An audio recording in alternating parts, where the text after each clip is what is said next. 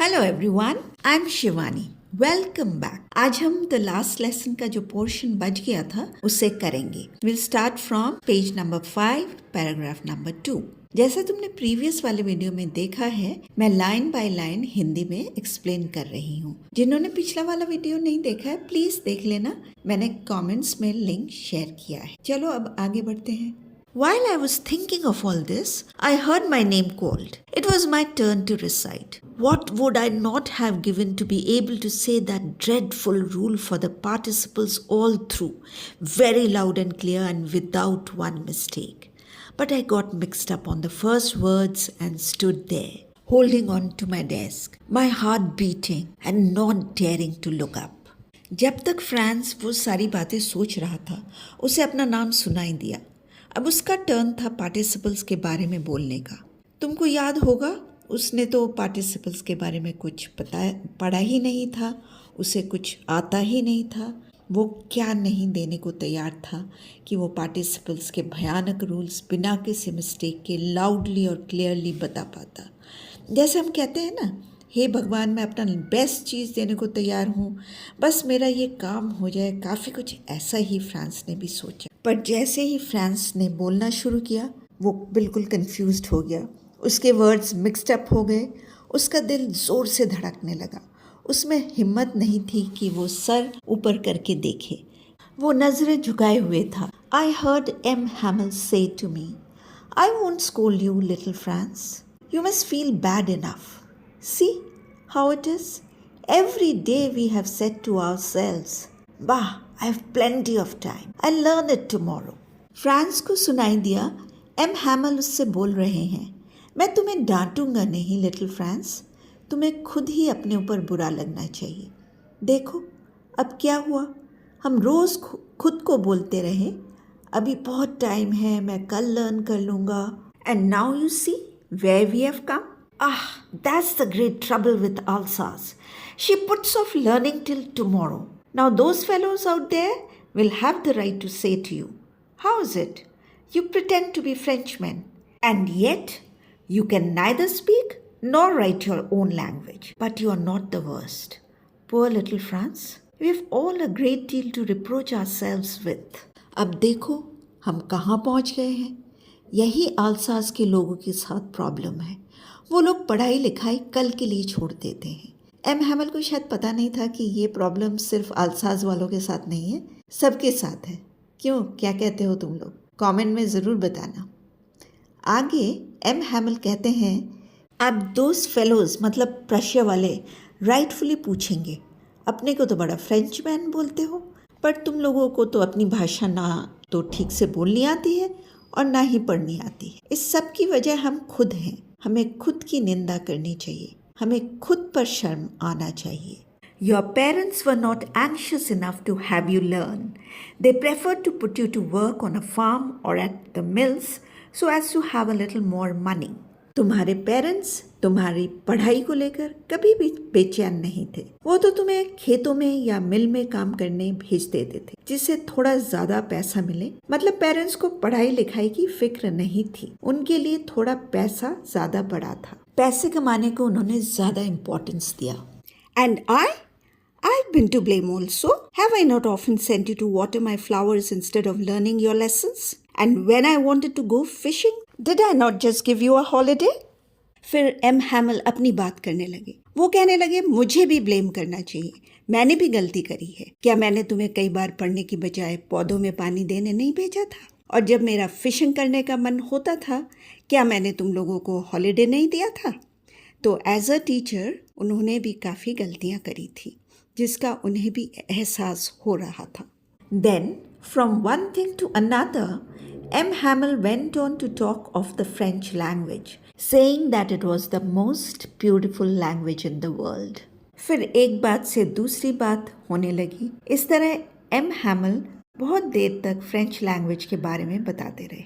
उन्होंने कहा, यह दुनिया का सबसे खूबसूरत लैंग्वेज है, the clearest, the most logical, that we must guard it among us and never forget it. Because when a people are enslaved, as long as they hold fast to their language, it is as if they had the key to their prison.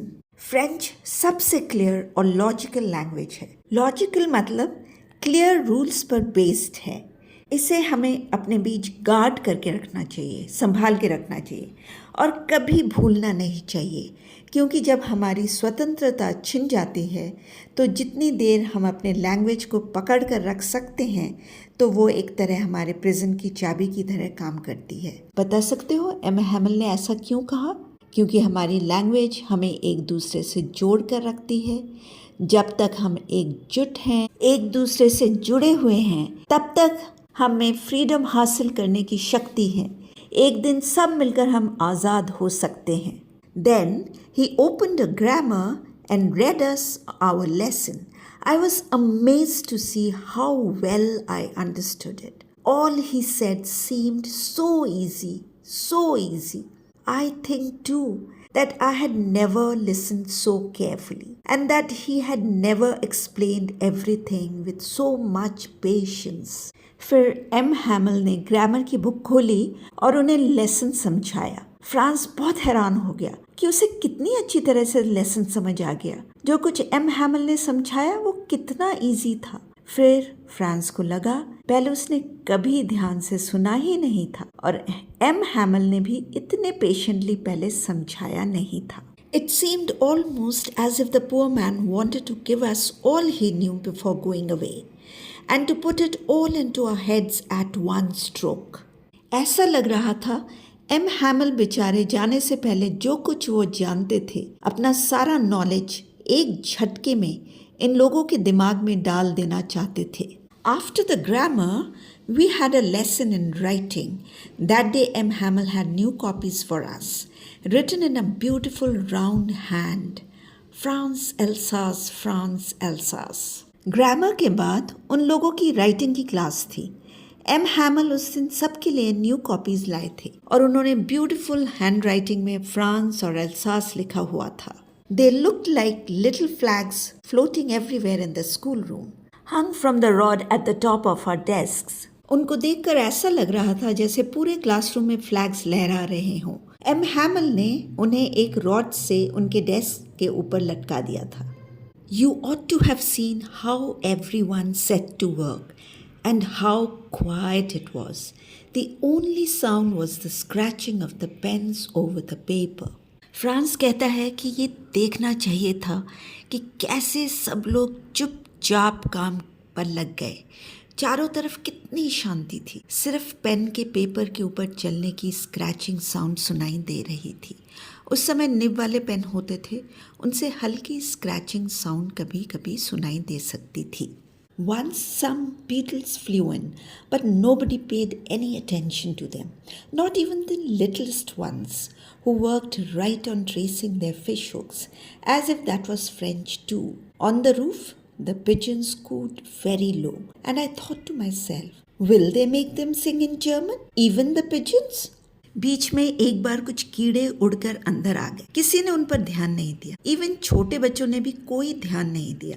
कोई और दिन होता तो बच्चे हंगामा कर देते, है ना, डर जाते, इधर उधर भागने लगते. पर उस दिन किसी ने उनकी तरफ कोई ध्यान नहीं दिया. छोटे बच्चे फिश हुक्स ट्रेस कर रहे थे जैसे वो भी फ्रेंच सीख रहे हैं. छत पर पिजन्स धीरे धीरे आवाज कर रहे थे. फ्रांस ने सोचा क्या पिजन्स को भी ये लोग जर्मन में गाने को कहेंगे.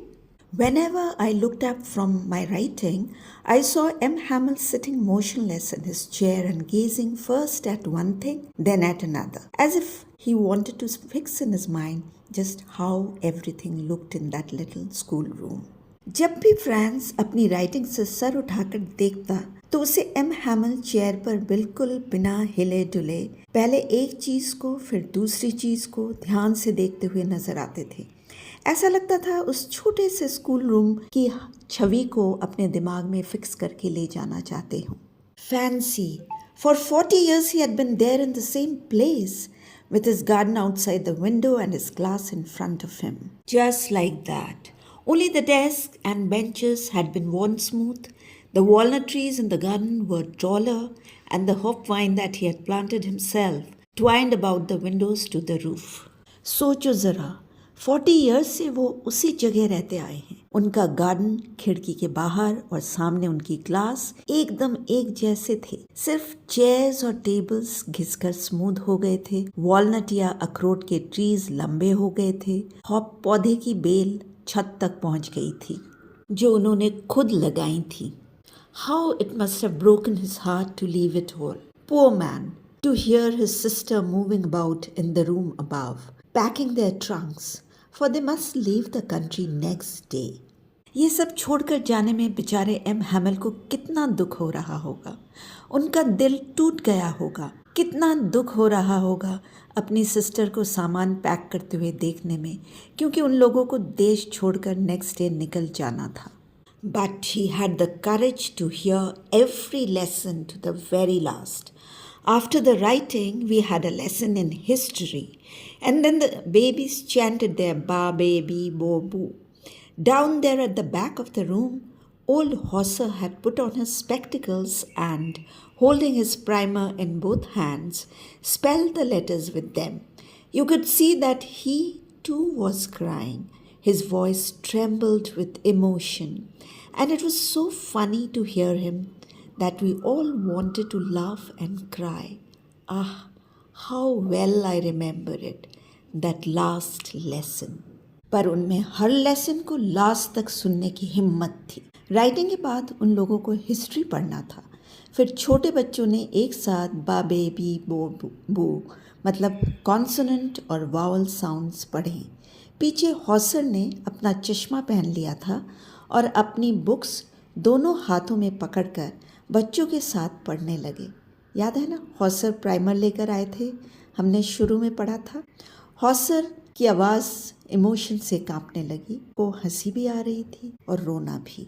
वो सुनने में बड़ा फनी लग रहा था। सब लोगों फ्रांस कहता है, मुझे कितने अच्छे से वो लास्ट लेसन अभी भी याद है। All at once, the church clock struck 12, then the Angelus. At the same moment, the trumpets of the Prussians, returning from drill, sounded under our windows. M. Hamel stood up, very pale, in his chair. I never saw him look so tall. तभी church के clock में दोपहर के 12 बजने की घंटियाँ सुनाई देने लगी। फिर उसके बाद एंजलस मतलब प्रेयर्स, और उसी समय नगाड़े बजने लगे। प्रशंस ड्रिल करके वापस आ रहे थे। एम हैमल खड़े हो गए। फ्रांस ने कभी भी पहले उन्हें इतना पेल नहीं देखा था और कभी उन्हें इतना टॉल नहीं देखा था। My friends, said he, I but something choked him, he could not go on. M Hamel ने बोलना शुरू किया, माय फ्रेंड्स, आई, पर वो आगे नहीं बोल पाए। उनका गला भर आया। Then he turned to the blackboard, took a piece of chalk, and, bearing on with all his might, he wrote as large as he could, Vive la France. Then he stopped and leaned his head against the wall, and without a word, he made a gesture to us with his hand. School is dismissed. You may go. फिर वो black board की तरफ मुड़े, एक piece चौक का लिया और पूरी शक्ति के साथ जितनी बड़ी हैंडराइटिंग हो सकती है उसमें उन्होंने विव ला फ्रांस या फ्रांस जिंदाबाद लिखा। फिर दीवार पर सर टिकाकर खड़े हो गए। बिना कुछ बोले उन्होंने हाथ से इशारा किया, स्कूल ख़त्म हो गया है, अब तुम लोग जा सकते हो। बहुत इमोशनल स्टोरी है, बहुत कुछ सीखने को भी मिलता है। तुमने क्या सीखा कमेंट में ज़रूर लिखना। Thanks for watching the video.